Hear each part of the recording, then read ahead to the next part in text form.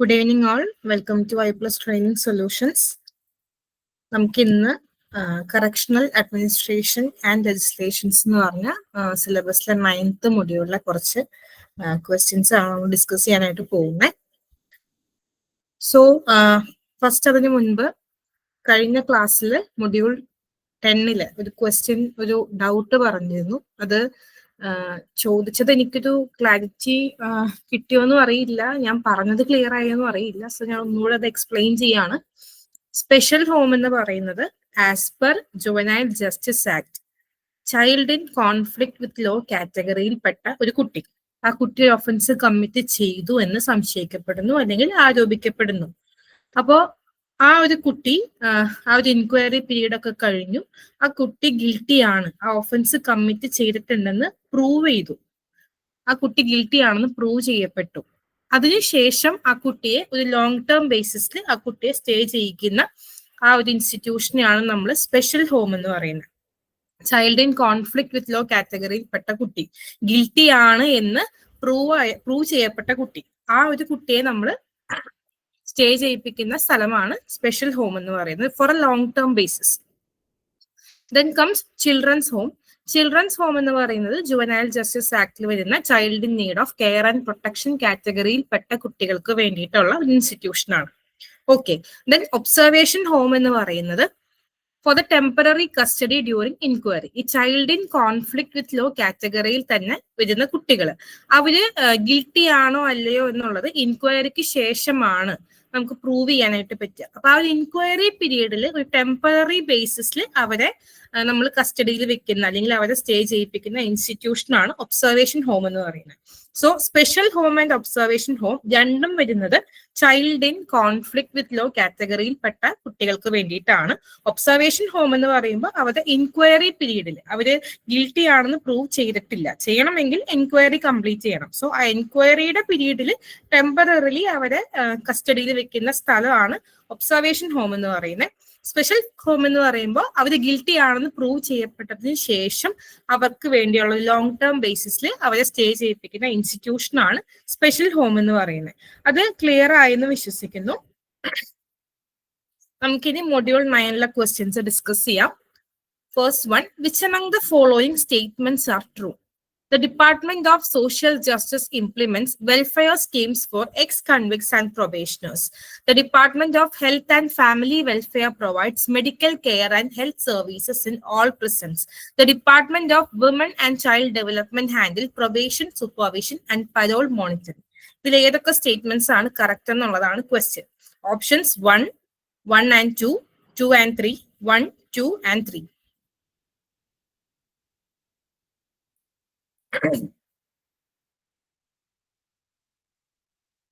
Option B ആണ് correct ആണ്. Department of social justice ആണ് ഈ എക്സ് കൺവിക്സിനും പ്രൊബേഷണേഴ്സിനും വേണ്ട വെൽഫെയർ സ്കീമുകൾ ഇംപ്ലിമെന്റ് ചെയ്യുന്നത്. Department of health and family welfare ആണ് ഈ പ്രിസൺസ് അല്ലെങ്കിൽ കറക്ഷണൽ സെറ്റിംഗിലേക്ക് ആവശ്യമായിട്ടുള്ള അവിടുത്തെ ഇൻമേറ്റ്സിന് ആവശ്യമായിട്ടുള്ള medical care and health services provide ചെയ്യുന്നത്. Department of woman and child development അല്ല പ്രൊബേഷൻ, സൂപ്പർവിഷനും പരോൾ മോണിറ്ററിംഗ് ചെയ്യുന്നത്. അത് പോലീസ് അല്ലെങ്കിൽ concerned social justice department probation ഓഫീസേഴ്സിന്റെ ഒക്കെ ഡ്യൂട്ടി ആയിട്ടാണ് വരുന്നത്. വുമൺ ആൻഡ് ചൈൽഡ് ഡെവലപ്മെന്റ് എന്ന് പറയുമ്പോൾ അവിടുത്തെ ബെനിഫിഷ്യറീസ് എന്ന് പറയുന്നത് വുമൺ ആൻഡ് ചൈൽഡ്, അതുമായി ബന്ധപ്പെട്ട കാര്യങ്ങളാണ്. Okay, so answer is option B. Next question. As per the Maintenance and Welfare of Parents and Senior Citizens Act 2007, children does not include A. daughter, B. grandson, C. granddaughter, D. minor.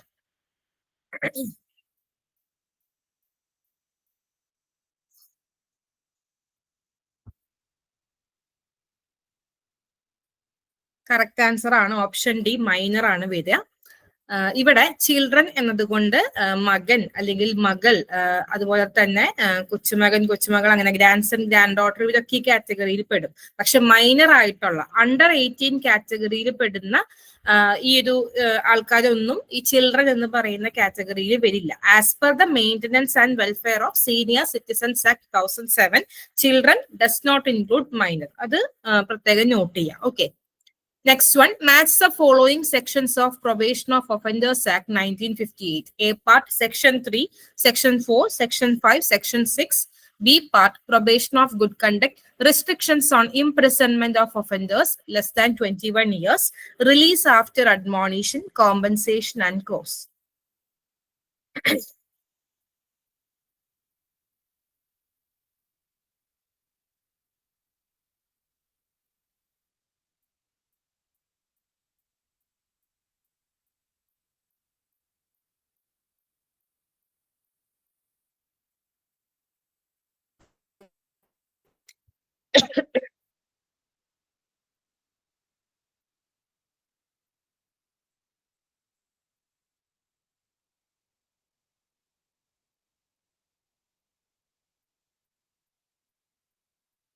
Okay, answer വരുന്നത് option D ആണ് കേട്ടോ. Section 3 എന്ന് പറയുന്നത് release after admonition, താക്കീത് നൽകി വിട്ടയക്കുക, അതാണ് ഉദ്ദേശിക്കുന്നത്. Section 4 എന്ന് പറയുമ്പോൾ പ്രൊബേഷൻ ഓഫ് ഗുഡ് കണ്ടക്ട്, നല്ല നടപ്പിന് വിധിക്കുക. Then section 5 compensation and cost. Section 3 പ്രകാരം, സെക്ഷൻ 4 പ്രകാരം നമ്മൾ റിലീസ് ചെയ്യുന്ന ഒഫൻഡേഴ്സിന് നമുക്ക് കോമ്പൻസേഷൻ ആൻഡ് കോസ്റ്റ് ഓർഡർ ചെയ്യാം കോർട്ടിന്. ഓക്കെ, ദെൻ സെക്ഷൻ 6 വരുന്നത് restrictions on imprisonment of offenders. 21 വയസ്സിൽ താഴെ പ്രായമുള്ള ഒഫൻഡേഴ്സ്, യങ് ആയിട്ടുള്ള ഒഫൻഡേഴ്സിന് ഇംപ്രിസൺമെന്റ് വിധിക്കുന്നതിൽ ചില റെസ്ട്രിക്ഷൻസ് ഉണ്ട് കോർട്ടിന്, അതാണ് ഉദ്ദേശിക്കുന്നത്. ഈ സെക്ഷൻസ് കഴിവതും ഒന്ന് ബൈഹാർട്ട് ചെയ്യുന്നത് നല്ലതായിരിക്കും. അത്യാവശ്യം ഇമ്പോർട്ടന്റ് ആയിട്ട് വരുന്ന സെക്ഷൻസ് ആണ് ഈ ഒരു ആക്ടിൽ. ഓക്കെ, അതായത് ഓർഡറിൽ പഠിച്ചാൽ മതി. താക്കീത് നൽകി വിട്ടയക്കുന്നു, then probation of good conduct, അതല്ലെങ്കിൽ നമുക്ക് നല്ല നടപ്പിന് വിധിച്ച് അങ്ങനെ റിലീസ് ചെയ്യാം. അതിനുശേഷം ഈ പറഞ്ഞ മുകളിൽ പറയുന്ന ഈ 2 കാറ്റഗറി, അഡ്മോണിഷനും പ്രൊബേഷൻ ഓഫ് ഗുഡ് കണ്ടക്റ്റും, ഈ കാറ്റഗറിയിൽ നമ്മൾ റിലീസ് ചെയ്യുന്ന ആൾക്കാർക്ക് നമുക്ക് കോമ്പൻസേഷൻ ആൻഡ് കോസ്റ്റും വിധിക്കാം. വിക്ടിംസിന് വേണ്ടിയിട്ട് കോമ്പൻസേഷൻ ആൻഡ് കോസ്റ്റും നമുക്ക് കോർട്ടിന് ഓർഡർ ചെയ്യാം. ഓക്കെ, അതിനുശേഷം ലെസ് ദാൻ 21 ഇയേഴ്സ് ഏജ് ഗ്രൂപ്പിൽ പെടുന്ന ഒഫൻഡേഴ്സിന്, യങ് ഒഫൻഡേഴ്സിന് ഇംപ്രിസൺമെന്റ് വിധിക്കുന്നതിന് കോർട്ടിന് ചില റെസ്ട്രിക്ഷൻസ് ഉണ്ട്, അതാണ് പറയുന്നത്. Okay, next one, what can a court order when releasing an offender under section 3 or 4 of Probation of Offenders Act 1958? A public apology to the victim, payment of compensation for the loss or injury and cost of proceedings, mandatory imprisonment for a specific term, community service requirements.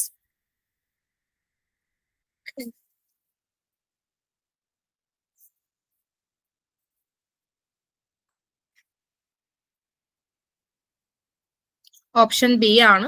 ഞാൻ തൊട്ടു മുന്നേ explain ചെയ്തേ ഉള്ളൂ. അതായത് section 3 release after admonition, section 4 probation of good conduct. ഈ പറഞ്ഞ ഏതെങ്കിലും section പ്രകാരം നമ്മൾ റിലീസ് ചെയ്യുന്ന ഒഫൻഡേഴ്സിന് കോർട്ടിന് എന്ത് ചെയ്യാം, ഈ ഒരു കോമ്പൻസേഷൻ ആൻഡ് കോസ്റ്റും കൂടെ ഓർഡർ ചെയ്യാനായിട്ടുള്ള ഒരു പ്രൊവിഷൻ ഉണ്ട്. അതായത് വിക്ടിമിന് ഉണ്ടായിട്ടുള്ള ഒരു ലോസ് അല്ലെങ്കിൽ ഇഞ്ചുറിക്ക് ഒരു നഷ്ടപരിഹാരം കൊടുക്കാൻ, അല്ലെങ്കിൽ വിക്ടിമിന്റെ ഈ കോർട്ട് പ്രൊസീഡിങ്സ് അല്ലെങ്കിൽ കേസുമായി ബന്ധപ്പെട്ട പ്രൊസീഡിങ്സിന്റെ കോസ്റ്റ് അത് നൽകാനായിട്ട് കോടതി ഈ ഒഫൻഡറോട് ആവശ്യപ്പെടാം. വിക്ടിമിനുണ്ടായ ലോസ് അല്ലെങ്കിൽ ഇഞ്ചുറിക്കുള്ള നഷ്ടപരിഹാരം, അതുപോലെ തന്നെ കേസുമായി ബന്ധപ്പെട്ട കാര്യങ്ങൾക്ക് വേണ്ടിയിട്ടുള്ള ആ വിക്ടിമിന് ചെലവാകുന്ന കോസ്റ്റ് അത് കൊടുക്കാനായിട്ട് ഒഫൻഡറിനോട് കോടതി ഉത്തരവിടാം, അതാണ് ഉദ്ദേശിക്കുന്നത്. കോമ്പൻസേഷൻ വരുന്ന സെക്ഷൻ 5 ആണ്, അതല്ല എന്നല്ല പറഞ്ഞത്. അതായത് സെക്ഷൻ 3 ഓർ സെക്ഷൻ 4 പ്രകാരം റിലീസ് ആവുന്ന ഒരു വ്യക്തിക്ക് കോർട്ടിന് എന്തുകൂടെ ഓർഡർ ചെയ്യാമെന്നാണ് ഇവിടെ ചോദിക്കുന്നത്. കോമ്പൻസേഷൻ കോസ്റ്റ് വരുന്ന സെക്ഷൻ 5 തന്നെയാണ്. പക്ഷെ ഇവിടെ ചോദിച്ചത് സെക്ഷൻ 3 ഓർ സെക്ഷൻ 4 പ്രകാരം റിലീസ് ആവുന്ന ആൾക്ക് കോടതി ഉത്തരവിടാവുന്ന മറ്റൊരു കാറ്റഗറി എന്താണെന്നാണ് ചോദിച്ചിട്ടുള്ളത്. ഓക്കെ, ഈ കോമ്പൻസേഷൻ കോസ്റ്റ് വരുന്നത് സെക്ഷൻ 5 അത് അപ്ലിക്കബിൾ ആവുന്നത് സെക്ഷൻ 3 ഓർ സെക്ഷൻ 4 റിലീസ് ആവുന്ന ഒഫൻഡേഴ്സിനാണ്. Next one, who among the following police officers is empowered to record the statement of a child under section 24 of the POCSO Act 2012? Constable, any woman police officer, woman police officer not below the rank of sub-inspector, woman police officer not below the rank of deputy superintendent of police.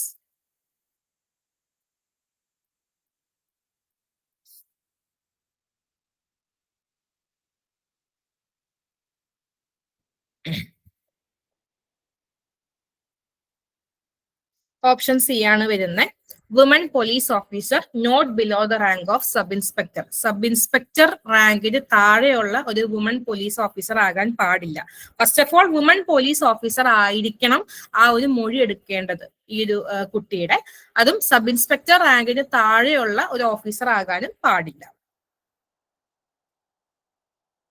Next one, as per section 27 of the JJ Act 2015, the appointment of a person as a member of the Child Welfare Committee is for a maximum period of 2 years, 3 years, 4 years, and 5 years.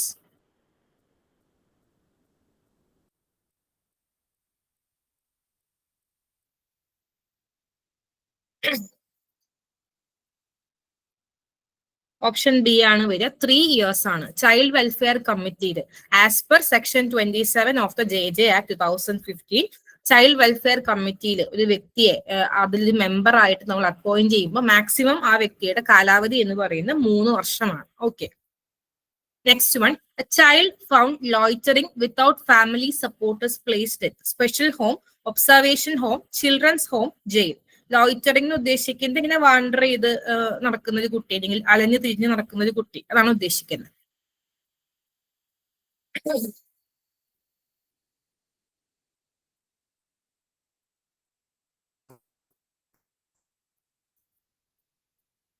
Correct ആണ് option C. ഇപ്പൊ നമുക്കറിയാം ഈ ഒരു wandering കാറ്റഗറിയിലൊക്കെ പെടുന്ന കുട്ടികൾ, അല്ലെങ്കിൽ family support ഒന്നും ഇല്ലാതെ തെരുവിൽ അല്ലെങ്കിൽ നമ്മളുടെ സൊസൈറ്റിയിൽ അലഞ്ഞു തിരിഞ്ഞ് നടക്കുന്ന കുട്ടികൾ എന്ന് പറയുമ്പോൾ child in need of care and protection കാറ്റഗറിയിൽ പെടുന്ന കുട്ടികളാണ്.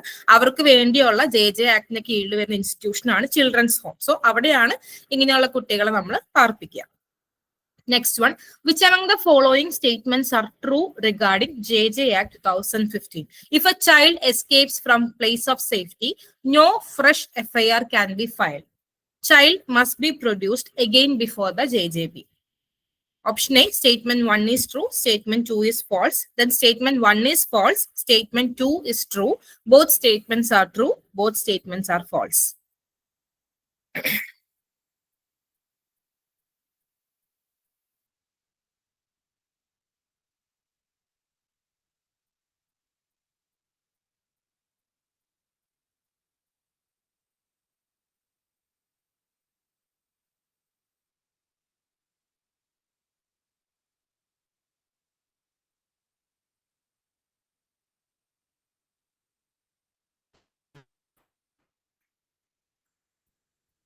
ഓക്കെ, ഓപ്ഷൻ സി ആണ് വരിക. ഈ രണ്ട് സ്റ്റേറ്റ്മെന്റ്സും കറക്റ്റ് ആണ്. അതായത് JJ ആക്ട് പ്രകാരം നമ്മൾ ഓൾറെഡി ഈ ഒരു ആക്ടിന്റെ കീഴിൽ വരുന്ന ഒരു കുട്ടി, ആ കുട്ടിയെ നമ്മൾ ആ കുട്ടിക്ക് വേണ്ട ഇന്റർവെൻഷൻസ് കൊടുക്കുന്നു, അല്ലെങ്കിൽ ഒരു പ്ലേസ് ഓഫ് സേഫ്റ്റിയിൽ ആ കുട്ടിയെ പാർപ്പിക്കുകയാണ്. അത് ഏത് സ്ഥലവും ആകാം, ഇപ്പൊ ചിൽഡ്രൻസ് ഹോമോ അങ്ങനെ ഏത് സ്ഥലവും ആകാം. അപ്പൊ അങ്ങനെ ഒരു പ്ലേസ് ഓഫ് സേഫ്റ്റിയിൽ ഈ കുട്ടിയെ നമ്മൾ പാർപ്പിക്കുന്നു. അവിടെ നിന്ന് ഈ കുട്ടി എസ്കേപ്പ് ചെയ്തു പോകുന്നു, അല്ലെങ്കിൽ റൺ അവേ കാറ്റഗറിക്കാണ് ഉദ്ദേശിക്കുന്നത്, ഓടിപ്പോകുന്നു, ആ ഒരു പ്ലേസ് ഓഫ് സേഫ്റ്റിയിൽ നിന്നും ഓടിപ്പോകുന്നു. അപ്പൊ അങ്ങനെയുള്ള ഒരു കുട്ടിയെ നമ്മൾ കണ്ടെത്തി തിരിച്ചു കൊണ്ടുവരും. അതാണല്ലോ നമ്മൾ കൊടുക്കുന്ന ഒരു ഇനീഷ്യേറ്റീവ് ഇന്റർവെൻഷൻ എന്ന് പറയുന്നത്. ഓക്കെ, സോ അങ്ങനത്തെ ഒരു സിനാരിയോയില് ആ കുട്ടി ഓടിപ്പോയതിന്റെ പേരിൽ ആ കുട്ടിക്കെതിരെ ഒരു പുതിയ FIR അല്ലെങ്കിൽ ആ ഓടിപ്പോയത് ഒരു ഒഫൻസ് ആയിട്ട് നമ്മൾ ആഡ് ചെയ്യില്ല. അതാണ് ഈ ഫസ്റ്റ് സ്റ്റേറ്റ്മെന്റ് കൊണ്ട് ഉദ്ദേശിക്കുന്നത്. ഓക്കെ, JJ ആക്ടിന് കീഴിൽ വരുന്ന ഒരു കുട്ടി, ആ കുട്ടിയെ നമ്മളൊരു പ്ലേസ് ഓഫ് സേഫ്റ്റിയിൽ പാർപ്പിച്ചു, അവിടെ നിന്ന് ആ കുട്ടി ഓടിപ്പോയി, അത് ഒരു ഒഫൻസ് ആയിട്ട് എടുത്ത് ഒരു പുതിയ FIR ആ കുട്ടിക്കെതിരെ നമ്മൾ ഫയൽ ചെയ്യില്ല. Okay, then the child must be produced again before the juvenile justice board. Juvenile justice boardന്റെ മുന്നിൽ വന്നിട്ടുള്ള ആ ഒരു കുട്ടി, ആ കുട്ടിയെ നമ്മൾ പ്ലേസ് ഓഫ് സേഫ്റ്റിയിൽ പാർപ്പിക്കുകയാണ് ചെയ്തത്. ആ കുട്ടി ഓടിപ്പോയി, സ്റ്റിൽ ആ കുട്ടിയെ കണ്ടെത്തി കഴിഞ്ഞാൽ വീണ്ടും നമ്മൾ ജുവനൈൽ ജസ്റ്റിസ് ബോർഡിന് മുന്നിൽ ഹാജരാക്കണം. സോ രണ്ട് സ്റ്റേറ്റ്മെന്റ്സും കറക്റ്റ് ആണ്. Okay, next one, main reason the welfare schemes reduce repeat offending. A, they keep inmates busy. B, they create behavioral and socio-economic change. C, they provide food. And D, they improve prison routines.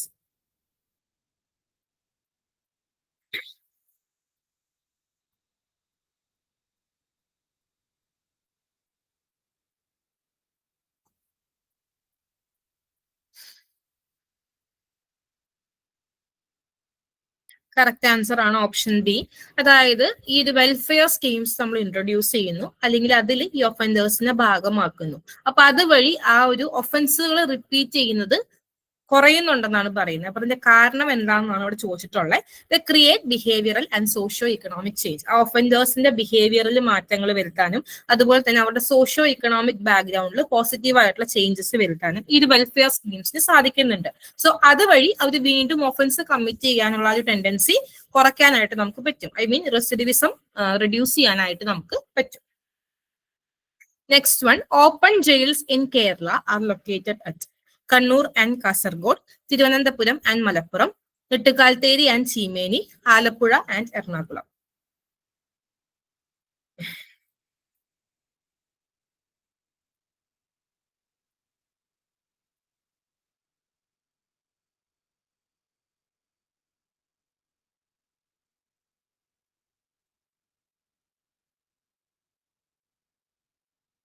Correct ആണ്, option C, Nettukaltheri and Cheemeni. ഇവിടെയാണ് open jails ഉള്ളത് കേരളത്തിൽ. Okay. Next one, match the model with intervention examples. Part A punitive, reformative, rehabilitative, restorative. Part B anger management skill training, moral education, vocational classes, imprisonment, solitary confinement, victim offender mediation.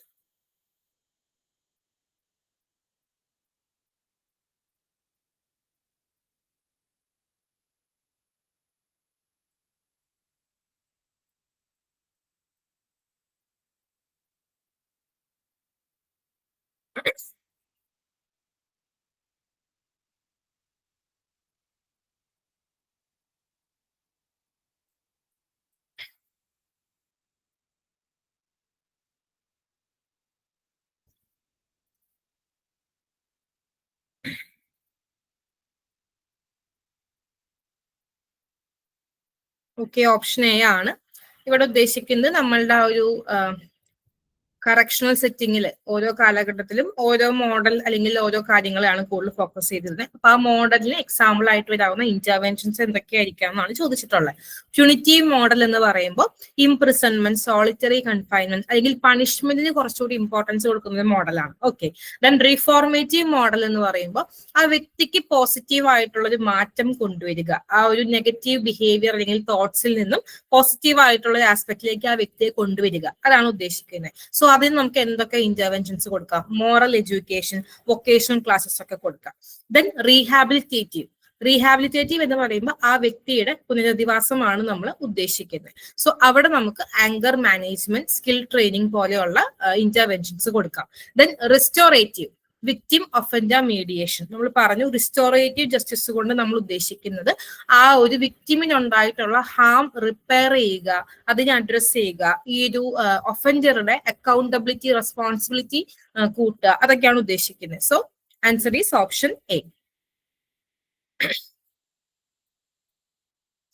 Next one, which among the following is or are true is or are the objective of Kerala Prisons and Correctional Services? Ensure safe custody, promote correction and reformation, uphold human dignity and rights, all the above.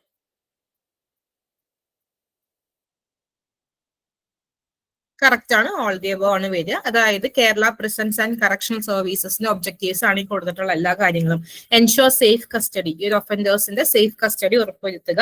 Promote correction and reformation, ഇവരുടെ correction and റീഫോർമേഷനെ enhance ചെയ്യാൻ വേണ്ട കാര്യങ്ങളൊക്കെ ചെയ്യുക. Then uphold human dignity and rights, offenders ആണ്, prisoners ആണ്, still അവർക്ക് അവരുടേതായ human dignity ഉണ്ട്, അവരുടെ റൈറ്റ്സ് നമ്മൾ ഉറപ്പാക്കണം. അപ്പൊ അങ്ങനെയുള്ളതൊക്കെ ഇവരുടെ ഒബ്ജക്റ്റീവിൽ വരുന്ന കാര്യങ്ങളാണ്. So option D.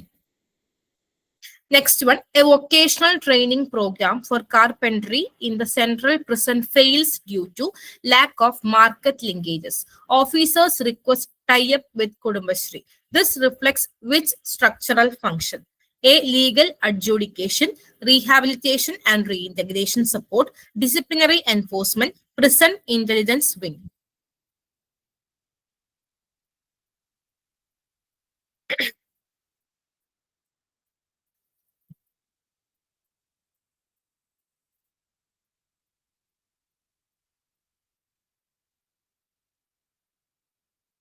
Option B ആണ്. ഇവിടെ എന്താ പറഞ്ഞിട്ടുള്ളത്? സെൻട്രൽ പ്രിസണിൽ ഒരു വൊക്കേഷണൽ ട്രെയിനിങ് പ്രോഗ്രാം സംഘടിപ്പിക്കുകയാണ്, കാർപ്പൻട്രി അല്ലെങ്കിൽ ആശാരിപ്പണി, അതാണ് ഉദ്ദേശിക്കുന്നത്.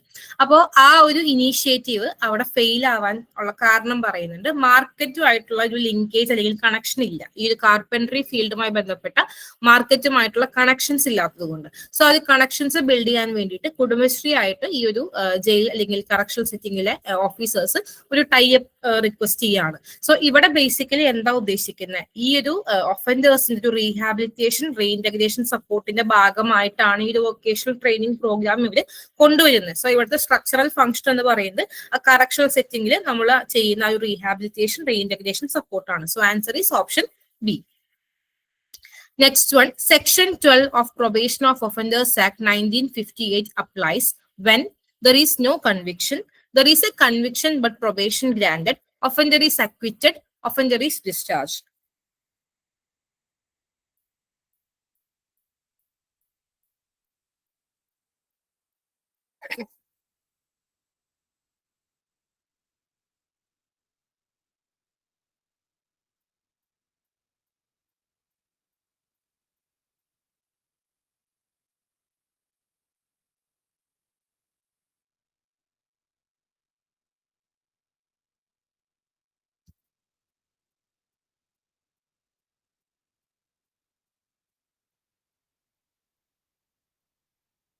Answer is option B.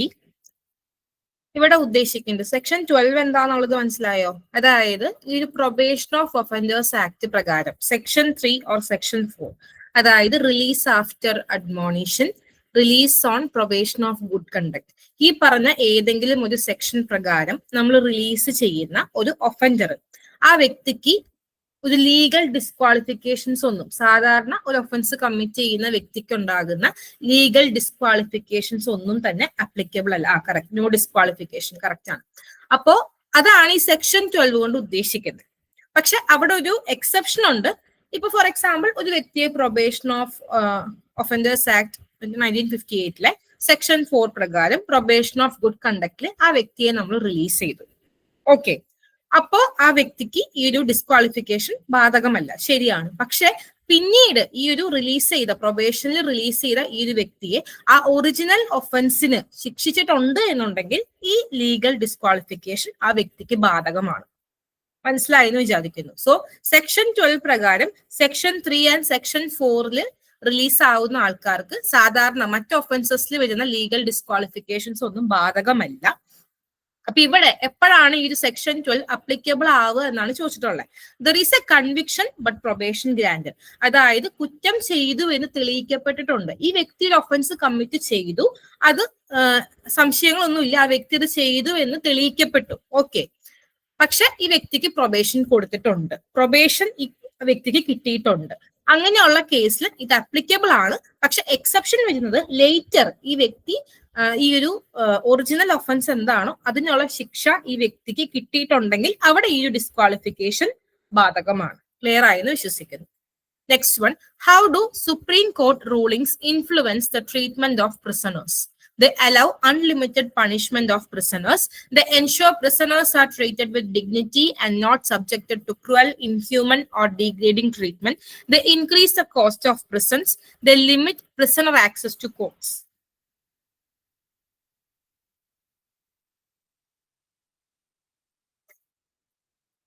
Correct ആണ്, ഓപ്ഷൻ ബി ആണ്. അതായത് സുപ്രീം കോർട്ടിന്റെ ജഡ്ജ്മെന്റ്സ് അല്ലെങ്കിൽ റൂളിങ്സ് എങ്ങനെയാണ് ഈ പ്രിസണേഴ്സിന്റെ ട്രീറ്റ്മെന്റ് അല്ലെങ്കിൽ അവരെ എങ്ങനെ ഹാൻഡിൽ ചെയ്യണം അല്ലെങ്കിൽ അവരെങ്ങനെ സമീപിക്കണം എന്നുള്ള കാര്യങ്ങളെ എങ്ങനെ ഇൻഫ്ലുവൻസ് ചെയ്യുന്നു എന്നാണ് ചോദിച്ചിട്ടുള്ളത്. They ensure prisoners are treated with dignity and not subjected to cruel, inhuman or degrading treatment. So ഇങ്ങനെയുള്ള സുപ്രീം കോർട്ട് ജഡ്ജ്മെന്റ്സ് അത് എങ്ങനെയാണ് ഈ ഒരു പ്രിസണേഴ്സ് ട്രീറ്റ്മെന്റിനെ ഇൻഫ്ലുവൻസ് ചെയ്യുന്നത്? ഈ ഒരു ജഡ്ജ്മെന്റ്സ് വഴി ഈ ഒരു പ്രിസണേഴ്സ് അവരുടെ ഡിഗ്നിറ്റിയോട് കൂടിയാണ് അവരെ, ഒഫീഷ്യൽസ് ആയാലും ഈ പ്രിസൺ സ്റ്റാഫ്, നമ്മളുടെ ഒരു കറക്ഷൻ അഡ്മിനിസ്ട്രേഷനിലെ ഏതൊരു വ്യക്തിയും ആയിക്കോട്ടെ, ഡിഗ്നിറ്റിയോട് കൂടിയാണ് ഈ പ്രിസണേഴ്സിനെ ട്രീറ്റ് ചെയ്യുന്നത്. അവർക്ക് യാതൊരു വിധത്തിലുള്ള ക്രൂവൽ, ഇൻഹ്യൂമൻ ഓർ ഡീഗ്രേഡിംഗ് ആയിട്ടുള്ള ഒരു അപ്രോച്ച് അവരോട് ആരും എക്സ്പ്രസ് ചെയ്യുന്നില്ല അല്ലെങ്കിൽ അതിനൊന്നും അവർ വിധേയരാകുന്നില്ല എന്ന് നമുക്ക് എൻഷുർ ചെയ്യാനായിട്ട് പറ്റും. അതാണ് ഉദ്ദേശിക്കുന്നത്.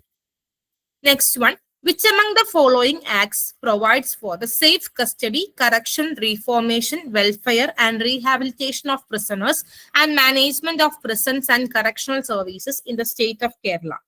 Prisons Act 1894, Prisoners Act 1900, Kerala Prisons and Correctional Services Management Act 2010, Probation of Offenders Act 1958.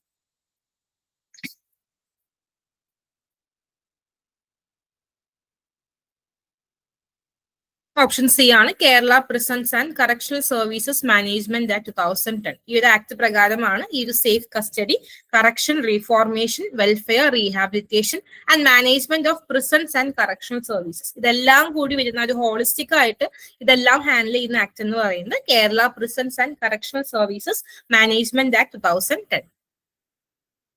Next one, match the general principles of JJ Act to their statutory purpose. Part A, principle of safety, principle of non-stigmatizing semantics, principle of confidentiality, principle of fresh start. Part B, protecting identity using child-friendly language, ensuring no harm or abuse, erasing past records.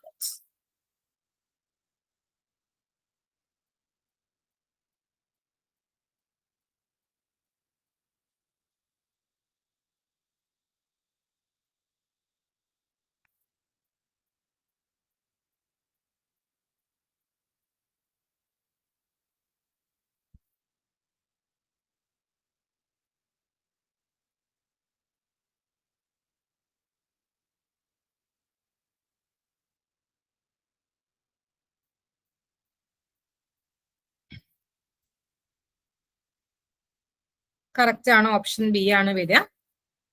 ഇത് ഏത് സെക്ഷനിലാ വരുന്നതെന്ന് അറിയോ J J ആക്ടിൽ? ആർക്കെങ്കിലും പറയാൻ പറ്റുമോ ഈ general principles ഏത് സെക്ഷനിലാ വരുന്നതെന്ന്? ഒന്ന് guess ചെയ്യാവോ?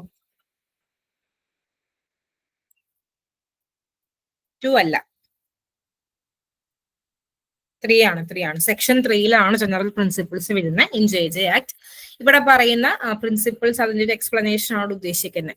Principle of safety, ensuring no harm or abuse. ഈ ജെ ജെ ആക്ടിന് കീഴിൽ വരുന്ന child in conflict with law കാറ്റഗറിയിൽപ്പെട്ട കുട്ടിയാണെങ്കിലും child in need of care and protection കാറ്റഗറിയിൽ പെടുന്ന കുട്ടിയാണെങ്കിലും അവരുടെ സേഫ്റ്റി എൻഷുർ ചെയ്യുക, അവർക്ക് യാതൊരു വിധത്തിലും ഹാനികരമായിട്ടുള്ള ഒന്നും സംഭവിക്കുന്നില്ല അല്ലെങ്കിൽ അബ്യൂസ് ഫേസ് ചെയ്യുന്നില്ല എന്നുള്ള കാര്യം എൻഷുർ ചെയ്യുക, അതാണ് ഉദ്ദേശിക്കുന്നത്. Then principle of non stigmatising semantics, അതായത് കുട്ടികളോട് പറയേണ്ടതായ പദപ്രയോഗങ്ങൾ ഉപയോഗിക്കുക അല്ലെങ്കിൽ കുട്ടികളോട് പറയാൻ പാടില്ലാത്തതായിട്ടുള്ള കാര്യങ്ങൾ സംസാരിക്കാതിരിക്കുക, ചൈൽഡ് ഫ്രണ്ട്ലി ലാംഗ്വേജ് പ്രിഫർ ചെയ്യുന്നു എന്നാണ് ഉദ്ദേശിക്കുന്നത്. ദെൻ പ്രിൻസിപ്പിൾ ഓഫ് കോൺഫിഡൻഷ്യാലിറ്റി, കുട്ടിയുടെ ഐഡന്റിറ്റിയെ പ്രൊട്ടക്ട് ചെയ്യുക, അത് കോൺഫിഡൻഷ്യൽ ആക്കി വെക്കുക.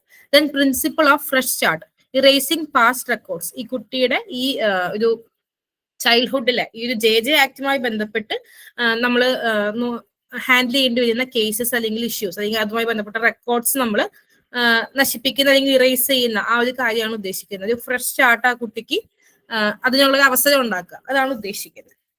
Okay, next one, the landmark case Husainara Khatun versus State of Bihar 1979 is significant because it focused on prison library facilities, it restricted legal aid to prisoners, it highlighted the importance of speedy trial and release of under trial prisoners, emphasizing human rights, it dealt with prison uniforms.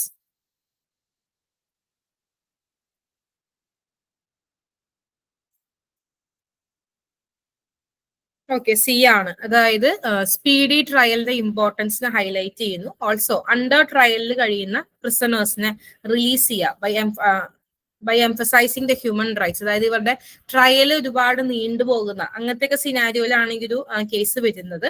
So correct ആണ്. Hussainara Khatoon versus state of ബീഹാറിൽ വരുന്ന significant ആയിട്ടുള്ള ഒരു part എന്ന് പറയുന്നത് speedy trial അല്ലെങ്കിൽ under ട്രയലിലുള്ളവരുടെ release, human rights emphasise ചെയ്തുകൊണ്ട് അതാണ് ഉദ്ദേശിക്കുന്നത്.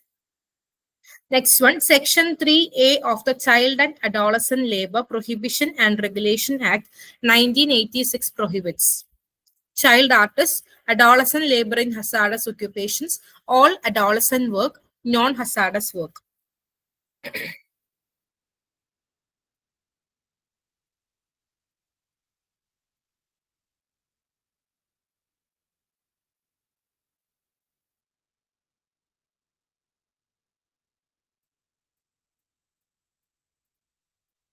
കറക്റ്റ് ആണ്. Adolescent labour in hazardous occupations അത് പ്രൊഹിബിറ്റ് ചെയ്യുന്ന സെക്ഷൻ ആണ് ഈ ഒരു ആക്ടിലെ സെക്ഷൻ 3A എന്ന് പറയുന്നത്. അത് ഇമ്പോർട്ടന്റ് ആണ്, നോക്കി വെക്കുക. Okay, next one. Which principle is reinforced by Supreme Court judgments regarding prisoners? Punishment only, rehabilitation optional, human rights and dignity cannot be suspended even in prisons, prisoners have no rights, only physical security matters in prisons.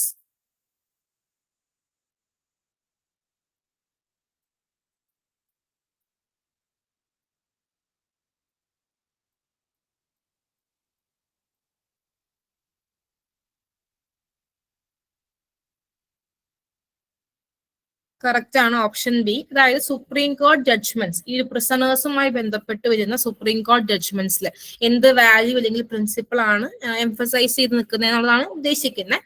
Human rights and dignity cannot be suspended even in prisons. പ്രിസൺസിലായാലും അല്ലെങ്കിൽ offender ആയാൽ പോലും ആ ഒരു വ്യക്തിയുടെ human rights and ഡിഗ്നിറ്റിയെ നമുക്ക് എന്താ ഉദ്ദേശിക്കുന്നത്, human rights and dignity compromise ചെയ്യുന്ന ഒരു സിനാരിയോ പാടില്ല. ആ വ്യക്തി ഒരു ഹ്യൂമൻ ആണ്, ഹ്യൂമൻ റൈറ്റ്സ് ആൻഡ് ഡിഗ്നിറ്റി ആ വ്യക്തിക്ക് പ്രിസണിലാണെങ്കിലും അതിനുള്ള റൈറ്റ് ഉണ്ട്, അല്ലെങ്കിൽ അത് ആക്സസ് ചെയ്യാനായിട്ടുള്ള പ്രൊവിഷൻസ് ഉണ്ടാകണം, അതാണ് ഉദ്ദേശിക്കുന്നത്. ഓക്കെ,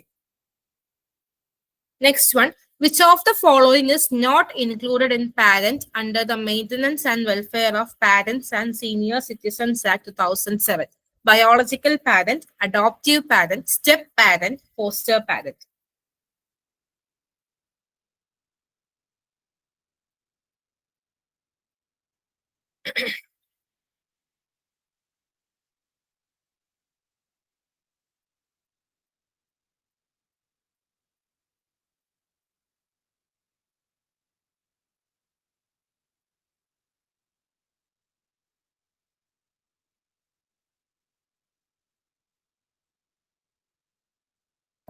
കറക്റ്റ് ആണ്, ഓപ്ഷൻ ഡി ആണ് വരിക. ബയോളജിക്കൽ പാരന്റ് ആയിക്കോട്ടെ, അഡോപ്റ്റീവ് പാരന്റ് ആയിക്കോട്ടെ, സ്റ്റെപ്പ് പാരന്റ് ആയിക്കോട്ടെ, ഈ maintenance and welfare of parents and senior citizens act 2007 പറയുന്ന പാരന്റ് എന്ന് പറയുന്ന ടേം അത് ഡിഫൈൻ ചെയ്യുന്നതിൽ ഈ പറഞ്ഞ ഫസ്റ്റ് 3 കാറ്റഗറീസും പെടും. ബയോളജിക്കൽ, അഡോപ്റ്റീവ്, സ്റ്റെപ്പ് പാരന്റ്സ് പെടും. പക്ഷെ ഫോസ്റ്റർ പാരന്റ് ഇതിലെ പാരന്റിൽ ഇൻക്ലൂഡഡ് അല്ല, അല്ലെങ്കിൽ ഫോസ്റ്റർ പാരന്റിന് ഇതിലെ പ്രൊവിഷൻസ് അപ്ലിക്കബിൾ അല്ല, അതാണ് ഉദ്ദേശിക്കുന്നത്. Foster parent or foster care എന്ന് പറയുമ്പോൾ ഒരു ഷോർട്ട് ടേം പീരീഡിൽ ഒരു കുട്ടിയെ ഒരു ഫാമിലി അറ്റ്മോസ്ഫിയറിൽ പാർപ്പിക്കുക, അതൊക്കെയാണ് ഉദ്ദേശിക്കുന്നത്. സോ ഫോസ്റ്റർ പാരന്റ് ഈ ഒരു ആക്ടിലെ പാരന്റിന്റെ കീഴിൽ വരുന്ന ഒരു കാറ്റഗറി അല്ല. Okay, next one. Postal institutions differ from prisons because they are more secure, have harsher discipline, do not provide education, focus on training and reformation of young offenders 16 to 21 years.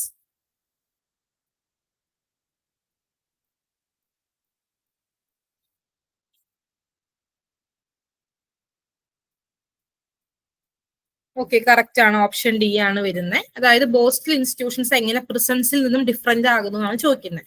Borstal ഇൻസ്റ്റിറ്റ്യൂഷൻസിന്റെ purpose എന്ന് പറയുന്നത് young offenders 16 to 21 അല്ലെങ്കിൽ അതിന് മുകളിലോട്ടും വരും, ആ ഒരു കാറ്റഗറിയിൽ പെടുന്ന young ഒഫൻഡേഴ്സിന്റെ training and reformation ആണ് ഇവിടെ ഫോക്കസ് ചെയ്യുന്നത്. So in that way borstal institutions differ from prisons. Next one. As per the Child Labor Prohibition and Regulation Act 1986, a child is defined as a person who has not completed which age? 12 years, 14 years, 16 years, 18 years.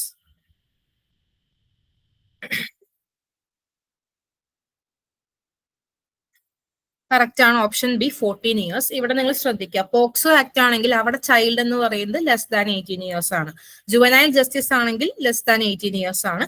ഇവിടെ less than 14 years ആണ്. അപ്പൊ ആ ഒരു difference ഓർത്ത് വെക്കുക. ഓരോ ആക്ടിലും നമ്മൾ എന്ത് ഡിഫൈൻ ചെയ്യുന്നു എന്നുള്ളതാണ് ഉദ്ദേശിക്കുന്നത്. So as per child labour prohibition and regulation act 1986, a child is defined as a person who has not completed 14 years age. Next one. In the hierarchy of Kerala prison services, who is immediately below the Director General of Prisons and Correctional Services? Jail Warden, Superintendent, Deputy Superintendent, Inspector General of Prisons and Correctional Services.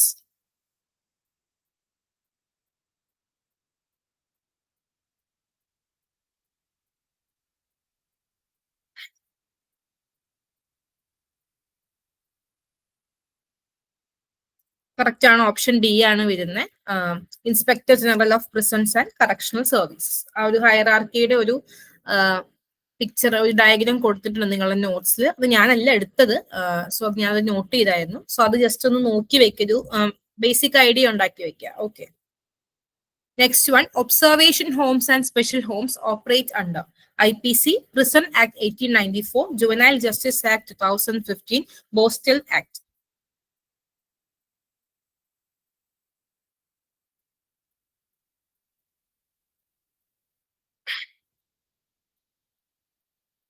Correct ആണ്, option C, juvenile justice act 2015, observation homes and special homes ഈ ആക്ടിന്റെ കീഴിലാണ് വരുന്നത്. ഒബ്സർവേഷൻ ഹോംസ് എന്തിനാണ്, സ്പെഷ്യൽ ഹോംസിന്റെ പർപ്പസ് എന്താണ്, ഇതൊക്കെ പറഞ്ഞിരുന്നു. അത് നോട്ട് ചെയ്ത് വെക്കാം. Okay. Next one, according to POCSO act 2012, what is the minimum punishment for a person who fails to report an offense under the act? Imprisonment up to 1 year and or with fine, imprisonment up to 6 months and or with fine, imprisonment up to 2 years and or with fine, fine only.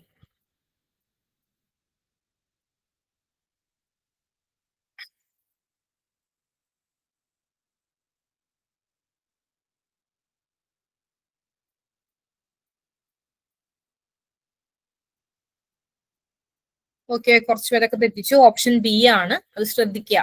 നമ്മൾ ചിലപ്പോൾ അത് തെറ്റിക്കാൻ chance ഉള്ള ഒരു question തന്നെയാണ്. അതായത് ഒരു POCSO ആക്ടിന് കീഴിലുള്ള ഒരു ഒഫൻസ് നടന്നു എന്ന് അറിഞ്ഞാൽ അത് റിപ്പോർട്ട് ചെയ്യാത്ത വ്യക്തിക്ക് പോക്സോ ആക്ട് പ്രകാരം 6 മാസം തടവും പിന്നെ പിഴ. അത് മേ ബി 6 മാസം തടവ് മാത്രം, അല്ലെങ്കിൽ പിഴ ഉണ്ടാവും, അല്ലെങ്കിൽ രണ്ടും ഉണ്ടാവും. അതാണ് ഉദ്ദേശിക്കുന്നത്. ഓക്കെ, സോ 6 months ആണ് വരുന്നത്, അത് ശ്രദ്ധിക്കാം. Imprisonment up to 6 months and with fine or with fine, അതാണ് ഉദ്ദേശിക്കുന്നുള്ളൂ. ഏതെങ്കിലും ഒന്ന്, മേ ബി 6 months ഇംപ്രിസൺമെന്റ് അല്ലെങ്കിൽ ഫൈൻ, അതല്ലെങ്കിൽ 6 months ഇംപ്രിസൺമെന്റും ഫൈനും, അങ്ങനെയാണ് ഉദ്ദേശിക്കുന്നത്. Next, a modern correctional system prioritizes purely legalistic control, human rights, dignity and rehabilitation, military discipline, economic productivity alone.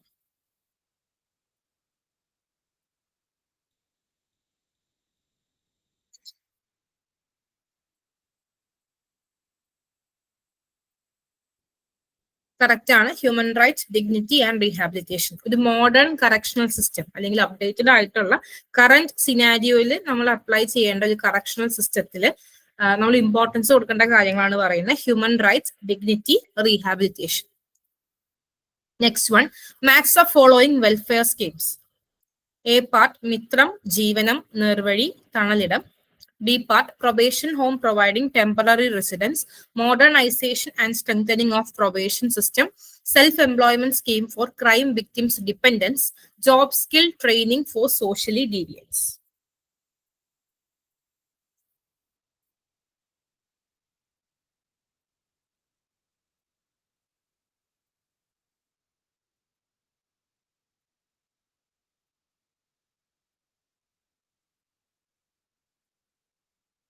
Option A ആണ്.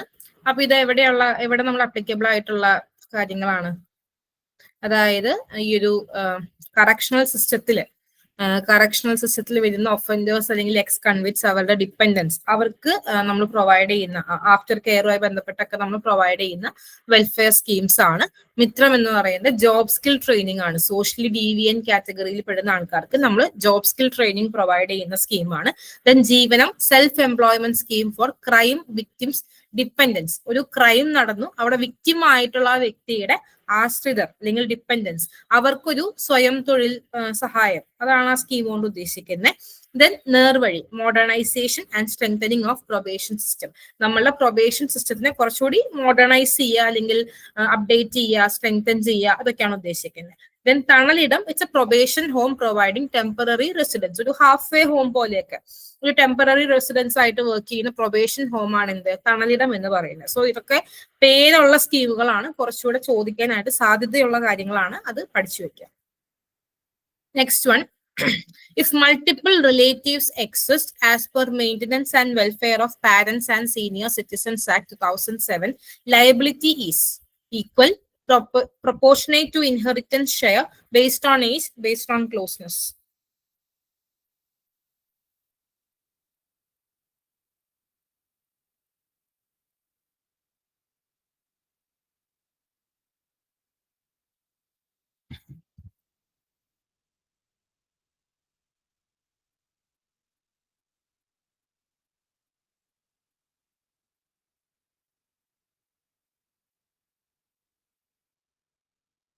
ഓപ്ഷൻ ബി ആണ് വരിക. ഇവിടെ ഉദ്ദേശിക്കുന്നത് as per maintenance and welfare of parents and senior citizens act 2007, മക്കൾ അല്ലെങ്കിൽ ഈ ഒരു ആക്ടിൽ define ചെയ്തിട്ടുള്ള റിലേറ്റീവ്സ് ആരൊക്കെയാണോ അവർക്കാണ് ഈ ഒരു പാരന്റ്സ് അല്ലെങ്കിൽ സീനിയർ സിറ്റിസൺസിന് മെയിൻ്റനൻസ് കൊടുക്കാൻ ബാധ്യതയുള്ളത്. ഈ ചിൽഡ്രൻ അല്ലെങ്കിൽ റിലേറ്റീവ്സ് എന്ന് ആരെയൊക്കെയാണോ ഈ ആക്ടിൽ ഡിഫൈൻ ചെയ്തത് അവരാണ് കൊടുക്കാൻ ബാധ്യസ്ഥരായിട്ടുള്ള ആൾക്കാർ. ഓക്കെ, സോ ഇപ്പൊ റിലേറ്റീവ്സ് കൊടുക്കേണ്ട ഒരു സിനാരിയോ ആണെന്ന് വിചാരിക്കാം. മക്കളില്ല, റിലേറ്റീവ്സ് ആണ് ഇത് മെയിൻ്റനൻസ് കൊടുക്കേണ്ടതെന്ന് വിചാരിക്കാം. ഓക്കെ, അപ്പൊ ഇവിടെ ഒന്നിലധികം റിലേറ്റീവ്സ് ഉണ്ടെങ്കിൽ എങ്ങനെയാണ് ഇവർ ഈ ഒരു മെയിൻ്റനൻസ് കൊടുക്കേണ്ടത്, അത് എങ്ങനെയൊക്കെ അത് വീതിച്ചു കൊടുക്കണം എന്നുള്ളതാണ് ഉദ്ദേശിക്കുന്നത്. ഫോർ എക്സാമ്പിൾ, ഒരു സീനിയർ സിറ്റിസണ് ഒരു അദ്ദേഹത്തിനുള്ള അസറ്റ്സ്, അദ്ദേഹത്തിനുള്ള സ്വത്തുവകകളുടെ ഒരു 50% ഈ multiple relatives, for example 3 relatives ഉണ്ടെന്ന് വിചാരിക്കാം. ഈ ഒരു സീനിയർ സിറ്റിസന്റെ അസറ്റ്സിന്റെ 50% ഒരു റിലേറ്റീവിന് പോകുന്നു, 1/25% ഒരു സെക്കൻഡ് റിലേറ്റീവിന് പോകുന്നു, 25% അടുത്ത ആൾക്ക് പോകുന്നു. സോ ടോട്ടൽ 3 റിലേറ്റീവ്സ് ഉണ്ട്. ഒരാൾക്ക് 50% കിട്ടുന്നു, ബാക്കി 2 പേർക്ക് 25% ഈച്ച് വെച്ച് കിട്ടുകയാണ്. സോ ഇങ്ങനെയുള്ള 3 റിലേറ്റീവ്സ് ഈ വ്യക്തിക്കുണ്ട്. ഈ വ്യക്തിയുടെ സ്വത്തുവകകളൊക്കെ ഈ 3 പേർക്കാണ് കിട്ടുക. സോ ഈ 3 പേരാണ് ഈ ഒരു വ്യക്തിക്ക് മെയിൻ്റനൻസ് പ്രൊവൈഡ് ചെയ്യേണ്ടത്. ഇപ്പോ 10,000 വരെയൊക്കെയാണ് നമ്മൾ മെയിൻ്റനൻസ് പറയുക. ഓക്കെ, സോ അങ്ങനെ നോക്കുകയാണെങ്കിൽ ഈ മെയിൻ്റനൻസ് നമ്മൾ ഈ എത്ര പ്രൊപ്പോർഷനിലാണോ ഇവർക്ക് ഈ ഒരു സ്വത്ത് കിട്ടുന്നത് അതനുസരിച്ചിട്ട് വേണം ഇവർ ഈ ഒരു മെയിൻ്റനൻസിലേക്ക് കോൺട്രിബ്യൂട്ട് ചെയ്യാൻ. സോ 50% കിട്ടുന്ന ആള്, ഫോർ എക്സാമ്പിൾ 10,000 ആണ് മെയിൻ്റനൻസ് കൊടുക്കേണ്ടതെങ്കിൽ 50% കിട്ടുന്ന ആള് 5,000 രൂപയാണ് കൊടുക്കേണ്ടത്. 25 ഈച്ച് കിട്ടുന്ന 2 വ്യക്തികളും ചേർന്ന് 2,500 വെച്ച് പ്രൊവൈഡ് ചെയ്യണം. അതാണ് ഉദ്ദേശിക്കുന്നത്. അവർക്ക് എത്രത്തോളം ഈ ഒരു വ്യക്തിയുടെ ആ ഒരു സ്വത്തിന്റെ ഷെയർ കിട്ടുന്നുണ്ടോ അതിന് അപ്രോപ്രിയേറ്റ് ആയിട്ട് ആ ഒരു മെയിൻ്റനൻസിലേക്ക് ഇവർ കോൺട്രിബ്യൂട്ട് ചെയ്യണം, പ്രൊപ്പോർഷനേറ്റ് ആയിട്ട് കോൺട്രിബ്യൂട്ട് ചെയ്യണം ഇഫ് മൾട്ടിപ്പിൾ റിലേറ്റീവ്സ് എക്സിസ്റ്റ്. അതാണ് ഉദ്ദേശിക്കുന്നത്. Next one, the juvenile justice care and protection act was introduced in 2000, 2002, 2003, 2004.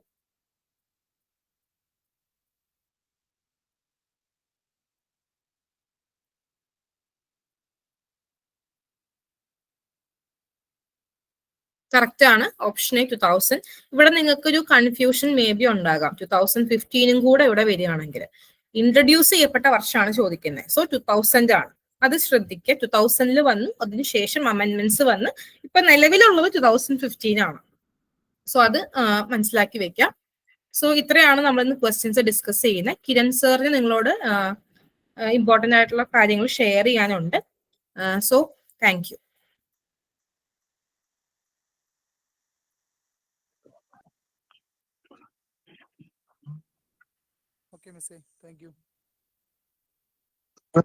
അപ്പോ എല്ലാവരും പരീക്ഷയുടെ ഫൈനൽ വട്ട റിവിഷനും കാര്യങ്ങളൊക്കെ ആയിട്ട് മുമ്പോട്ട് പോയിക്കൊണ്ടിരിക്കുകയായിരിക്കും അല്ലെ. അപ്പോ നമ്മുടെ ഈ ഒരു എക്സാമിന് വേണ്ടിയിട്ട് നമ്മൾ ഇതുവരെ കണ്ടക്ട് ചെയ്തിട്ടുള്ള ലൈവ് സെഷനുകൾ, എല്ലാ മൊഡ്യൂൾസുമായി ബന്ധപ്പെട്ടിട്ടുള്ള revision live session, MCQ discussion സെഷനുകളെല്ലാം നമ്മൾ കണ്ടക്ട് ചെയ്തിട്ടുണ്ട്. അപ്പോൾ നമ്മുടെ കോഴ്സിൽ എല്ലാ മൊഡ്യൂളുമായി ബന്ധപ്പെട്ട് അറ്റ്ലീസ്റ്റ് ഒരു 2 റിവിഷൻ ടെസ്റ്റുകളും ആകെ മൊത്തം ഒരു ഫുൾ ലെങ്ത് ഒരു 3 മോക്ക് ടെസ്റ്റുകൾ, അതിൽ PYQs ഉൾപ്പെടെയുള്ള 3 മോക്ക് ടെസ്റ്റുകളും ഫുൾ ലെങ്ത് മോക്ക് ടെസ്റ്റുകളും നമ്മൾ ആഡ് ചെയ്തിട്ടുണ്ട് 100 മാർക്കിന്റെ. ഓക്കെ, അപ്പൊ ഇതെല്ലാം നിങ്ങൾ കൃത്യമായിട്ട് വർക്ക്ഔട്ട് ചെയ്തിട്ടുണ്ടാവുമെന്ന് പ്രതീക്ഷിക്കുന്നു. മോക്ക് ടെസ്റ്റുകൾ ചെയ്തിട്ടില്ലാത്തവർ അത്യാവശ്യമായിട്ട് ചെയ്തിട്ട് തന്നെ എക്സാമിന് പോകണം എന്നുള്ള കാര്യം ഒന്ന് അറിയിക്കുകയാണ്. അപ്പോൾ എല്ലാവരും നന്നായിട്ട് വർക്ക് ചെയ്യുക. നമ്മൾ നല്ലപോലെ വർക്ക് ചെയ്യുന്നതനുസരിച്ചായിരിക്കും നമുക്കുണ്ടാകുന്ന റിസൾട്ട് എന്ന് പറയുന്നത്. കൃത്യമായിട്ട് വർക്ക് ചെയ്യുക, നല്ലതുപോലെ PYQs ചെയ്യുക. കൺസെപ്റ്റുകൾ എന്തെങ്കിലും ക്ലിയർ ആവാനുണ്ടെങ്കിൽ, ഡൗട്ട്സ് വല്ലതും ഉണ്ടെങ്കിൽ നമ്മുടെ അക്കാഡമിക് കോർഡിനേറ്റേഴ്സ് വഴി ചോദിക്കാവുന്നതാണ്. നമുക്ക് ഫാക്കൽറ്റീസുമായിട്ട് ചോദിച്ച് ക്ലിയർ ചെയ്യാൻ പറ്റും. നിങ്ങൾക്ക് എന്തെങ്കിലും അഡീഷണൽ സെഷൻസിന്റെ ആവശ്യം ഉണ്ടെങ്കിൽ ആവശ്യപ്പെട്ടാൽ നമുക്ക് അതിനനുസരിച്ച് അത് ചെയ്തു തരാൻ സാധിക്കും. ഓക്കെ, അപ്പോൾ ഇത്രയും കാര്യങ്ങളാണ് പ്രധാനമായിട്ടും പറയാനുള്ളത്. അപ്പൊ എല്ലാവർക്കും ഓൾ ദി ബെസ്റ്റ്. വളരെ നന്നായി പോയി കൃത്യമായിട്ട് നമ്മുടെ പഠിച്ച കാര്യങ്ങൾ തന്നെ, നമ്മൾ ഈ ക്വസ്റ്റ്യൻ ടോപ്പിക്, കൺസെപ്റ്റ് ടോപ്പിക്കുകൾ പഠിച്ചതും അതുപോലെ തന്നെ ക്വസ്റ്റ്യൻ വർക്കൗട്ട് ചെയ്തും ഒക്കെ തന്നെ നമ്മുടെ പരീക്ഷയ്ക്ക് വരാൻ വേണ്ടി അതും കൃത്യമായി നിങ്ങൾക്ക് ശരിയായി ബബിൾ ചെയ്യാൻ നിങ്ങൾക്ക് സാധിക്കട്ടെ എന്ന് ആശംസിക്കുന്നു. എല്ലാവർക്കും ഓൾ ദി ബെസ്റ്റ്. വളരെ നന്നായി ഇപ്പോൾ എക്സാം ചെയ്തിട്ട് വരൂ. നിങ്ങളുടെ എക്സാമിന്റെ ഫീഡ്ബാക്ക് ഉറപ്പായിട്ടും നമ്മുടെ അക്കാഡമിക് കോർഡിനേറ്റേഴ്സ് വഴി നമ്മളെ അറിയിക്കാം കേട്ടോ. Okay, thank you and good night all.